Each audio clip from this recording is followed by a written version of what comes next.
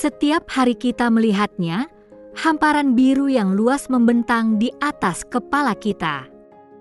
Langit biru yang indah ini seringkali kita anggap biasa, padahal di baliknya tersimpan sebuah misteri fisika yang sangat menarik. Ini bukan sekadar warna acak, melainkan hasil dari interaksi kompleks antara cahaya matahari dan atmosfer bumi. Fenomena ini dikenal dengan nama hamburan Rayleigh.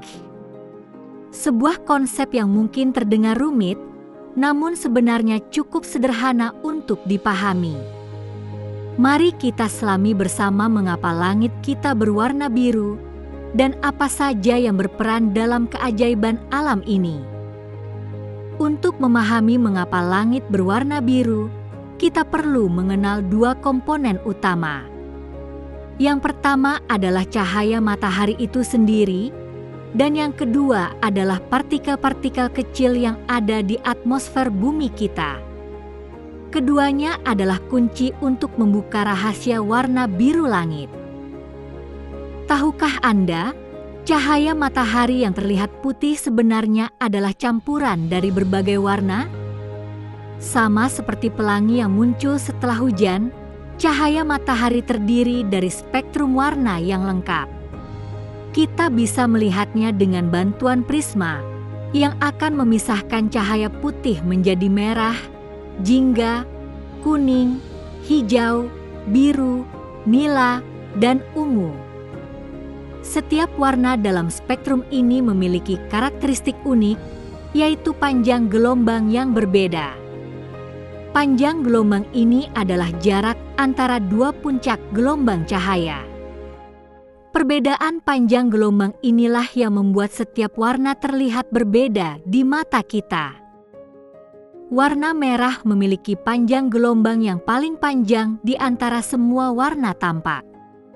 Ini berarti gelombang cahaya merah memiliki langkah yang lebih lebar. Sebaliknya, warna biru dan ungu memiliki panjang gelombang yang paling pendek. Gelombang cahaya biru dan ungu memiliki langkah yang lebih rapat dan pendek. Perbedaan panjang gelombang ini sangat penting dalam menjelaskan mengapa langit berwarna biru. Ingatlah bahwa setiap warna memiliki sifatnya sendiri dalam berinteraksi dengan lingkungan. Sekarang, mari kita beralih ke komponen kedua, atmosfer bumi. Atmosfer kita bukanlah ruang kosong, melainkan dipenuhi oleh triliunan partikel-partikel kecil. Partikel-partikel ini sangatlah kecil, bahkan tidak terlihat oleh mata telanjang kita. Partikel utama yang mengisi atmosfer kita adalah molekul nitrogen yang disimbolkan dengan N2. Molekul nitrogen ini menyusun sekitar 78% dari seluruh gas di atmosfer bumi. Jumlahnya sangat melimpah di sekitar kita. Selain nitrogen, partikel penting lainnya adalah molekul oksigen yang disimbolkan dengan O2.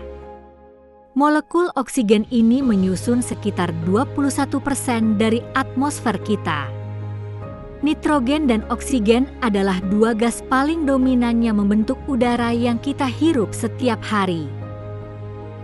Ukuran molekul-molekul ini sangatlah kecil, jauh lebih kecil dari panjang gelombang cahaya tampak. Kondisi inilah yang menjadi kunci utama terjadinya hamburan Rayleigh. Interaksi antara cahaya matahari dan partikel-partikel super kecil ini akan menciptakan fenomena yang menakjubkan. Setelah kita memahami komponen-komponennya, sekarang saatnya kita membahas bagaimana interaksi antara cahaya matahari dan partikel atmosfer terjadi. Inilah inti dari fenomena hamburan Rayleigh yang membuat langit kita berwarna biru. Bayangkan ini, ketika cahaya matahari yang membawa semua spektrum warnanya memasuki atmosfer bumi. Cahaya ini tidak langsung sampai ke mata kita. Sebaliknya, ia harus melewati lapisan udara yang penuh dengan molekul-molekul kecil.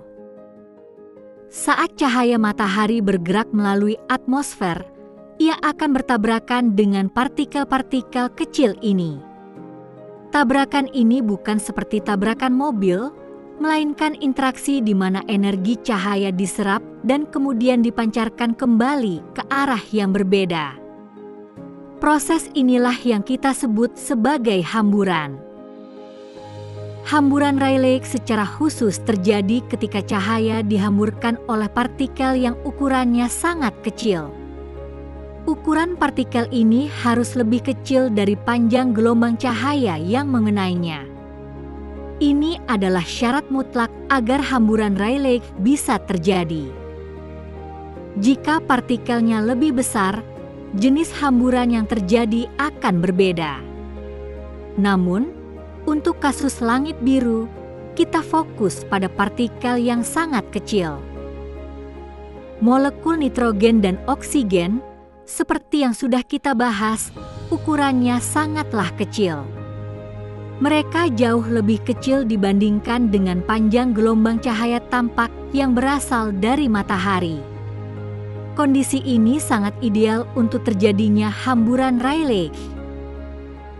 Karena ukurannya yang sangat kecil, molekul-molekul ini sangat efektif dalam menghamburkan cahaya.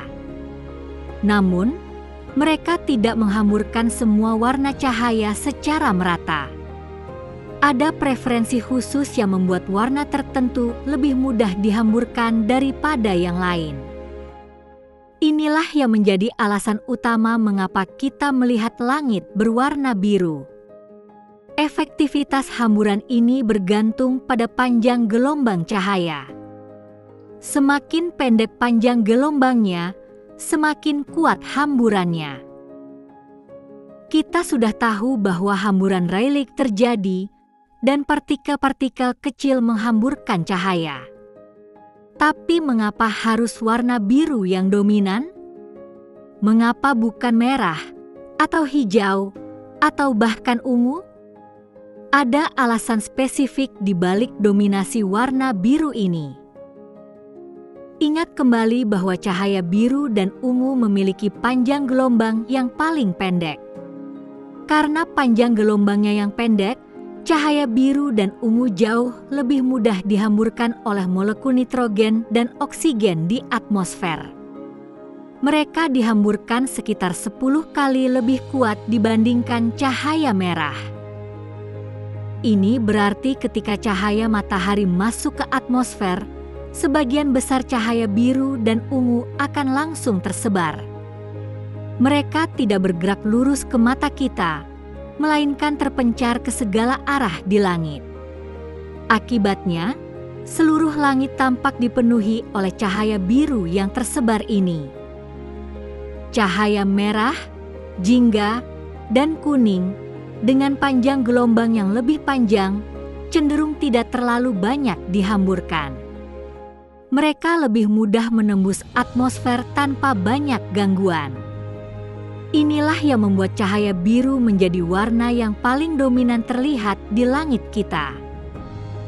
Meskipun secara fisika cahaya ungu sebenarnya dihamburkan sedikit lebih banyak daripada cahaya biru, kita tidak melihat langit berwarna ungu. Ada dua alasan utama untuk ini. Pertama, mata manusia kita lebih sensitif terhadap warna biru dibandingkan dengan warna ungu. Kita memiliki sel-sel kerucut di mata kita yang bertanggung jawab untuk mendeteksi warna. Sel-sel ini merespons warna biru dengan lebih kuat daripada warna ungu. Jadi, meskipun ada cahaya ungu yang tersebar, otak kita memprosesnya sebagai warna biru yang lebih dominan. Alasan kedua adalah bahwa matahari sendiri memancarkan sedikit lebih banyak cahaya biru dibandingkan dengan cahaya ungu. Jadi, kombinasi dari jumlah cahaya yang dipancarkan matahari dan sensitivitas mata kita membuat warna biru menjadi yang paling menonjol. Inilah mengapa langit kita tampak biru, bukan ungu. Jika langit selalu biru, Mengapa saat matahari terbit dan terbenam warnanya bisa berubah menjadi merah, jingga, atau bahkan ungu kemerahan? Ini adalah pertanyaan yang sangat bagus dan jawabannya masih berkaitan erat dengan hamburan Rayleigh. Saat matahari berada di ufuk, baik saat terbit maupun terbenam, cahaya matahari harus menempuh jarak yang jauh lebih panjang melalui atmosfer bumi. Bayangkan cahaya harus melewati lapisan udara yang jauh lebih tebal dibandingkan saat matahari berada di atas kepala kita. Karena jarak yang lebih panjang ini, sebagian besar cahaya biru dan ungu telah dihamburkan menjauh.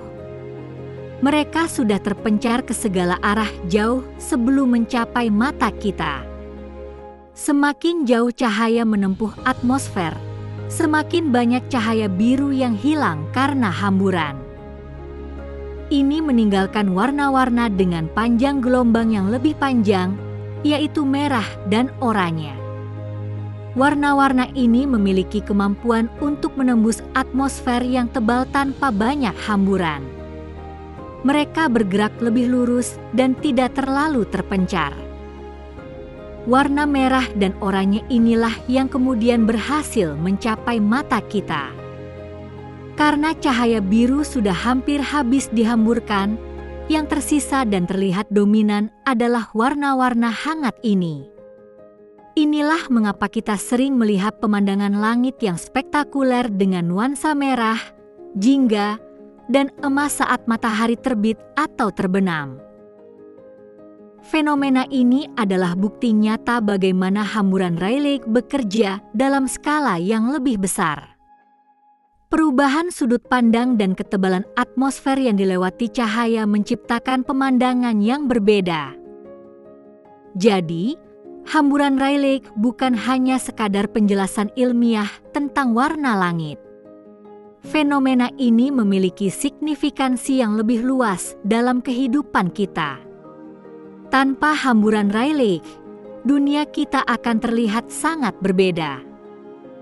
Hamburan Rayleigh tidak hanya memberikan warna biru yang menenangkan pada langit kita. Ia juga membantu kita melihat dan memahami lingkungan sekitar kita dengan cara yang unik. Misalnya, tanpa hamburan ini, langit akan tampak hitam pekat di siang hari, kecuali di arah matahari. Cahaya yang tersebar ini juga membantu menerangi area yang tidak langsung terkena sinar matahari.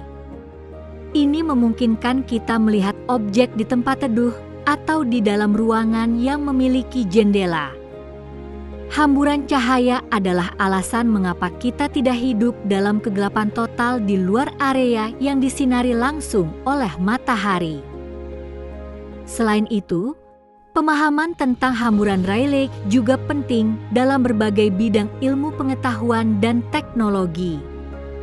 Dari fotografi hingga penginderaan jauh, prinsip hamburan cahaya digunakan untuk menganalisis komposisi atmosfer, mendeteksi polusi, dan bahkan dalam teknologi laser. Jadi, lain kali Anda menatap langit biru yang luas, ingatlah bahwa Anda sedang menyaksikan sebuah keajaiban fisika yang luar biasa. Sebuah tarian antara cahaya matahari dan molekul-molekul kecil di atmosfer yang menciptakan pemandangan indah yang kita nikmati setiap hari.